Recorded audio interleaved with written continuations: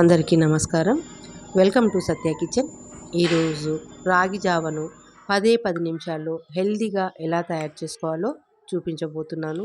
చాలా టేస్టీగా ఉంటుందండి. చిన్నపిల్లల నుంచి పెద్దవాళ్ళ దాకా అందరూ తాగొచ్చు. సమ్మర్లో కడుపుకు హాయిగా ఉంటుంది. మరి ఈ రెసిపీ ఎలా తయారు చేసుకోవాలో ఇప్పుడు చూసేద్దాం.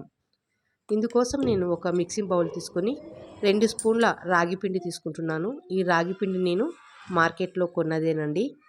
2 స్పూన్ల రాగి పిండికి 2 గ్లాసుల వాటర్ వేసుకొని ఉండలు లేకుండా ఈ విధంగా కలుపుకోవాలి. ఫ్రెండ్స్, నా ఛానల్ని మొదటిసారి చూస్తున్నట్లయితే ప్లీజ్ సబ్స్క్రైబ్ చేసుకోండి. స్పూన్తో ఉండలు కరగకపోతే ఇలా చేయి పెట్టి ఉండలు లేకుండా బాగా కలుపుకోవాలి. కన్సిస్టెన్సీ అనేది ఈ విధంగా ఉండాలండి. పల్చగా ఉండాలి. మనకు ఉడికేలోగా చిక్కదనంగా అయిపోతుంది.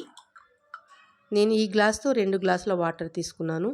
ఈ స్పూన్తో 2 స్పూన్ల రాగి పిండి తీసుకున్నాను. మెజర్మెంట్ ఈ విధంగా తీసుకుంటే మనకి పక్కాగా రాగి జావ వస్తుంది. స్టవ్ మీద పెట్టి ఇలా కలుపుకుంటూ ఉండాలండి, లేకపోతే ఉండలు కట్టేస్తుంది. సన్నని మంట మీద ఉడికించుకోవాలి. ఇలా కలుపుకుంటూ ఉడికించుకోవాలి. 10 నిమిషాల్లో అయిపోతుంది రాగి జావ. మార్నింగ్ అయినా, మధ్యాహ్నం అయినా, నైట్ అయినా 3 పూట్ల కూడా మనము ఈ రాగి జావను తాగొచ్చు. రాగి జావ ఉడికేటప్పుడు ఇలా తెల్లగా లేయర్ లాగా వస్తుందండి. ఆ లేయర్ని తీసేసుకోవాలి. ఇప్పుడు ఉప్పు వేసుకొని ఒకసారి అంతా కూడా కలుపుకుందాము. మంటను తగ్గించి పెట్టుకొని రాగి జావని ఉడికించుకోవాలి. చూడండి, ఇలా బాగా దగ్గర పడుతూ ఉంది. ఇప్పుడు మనము స్టవ్ ఆఫ్ చేసుకోవాలి. మళ్ళీ తెల్లగా లేయర్ లాగా వస్తుంది, దాన్ని తీసేసుకోవాలి.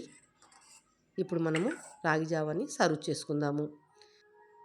రాగి జావ చల్లారే కొద్దీ చిక్కబడుతుందండి. చూడండి, ఇలా గ్లాస్లో వేసుకోవాలి.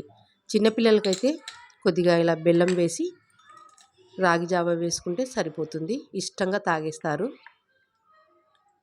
వేడివేడిగా ఉంటుంది కాబట్టి బెల్లం ఈజీగానే కరిగిపోతుంది. ఒకసారి స్పూన్ పెట్టి ఈ విధంగా కలుపుకుంటే సరిపోతుంది. చూడండి, ఈ విధంగా ఉంటుంది. కలుపుకున్న తర్వాత పెద్దవాళ్ళమైతే కాస్త ఉల్లిపాయలు కానీ నిమ్మరసం కానీ కలుపుకోవచ్చు.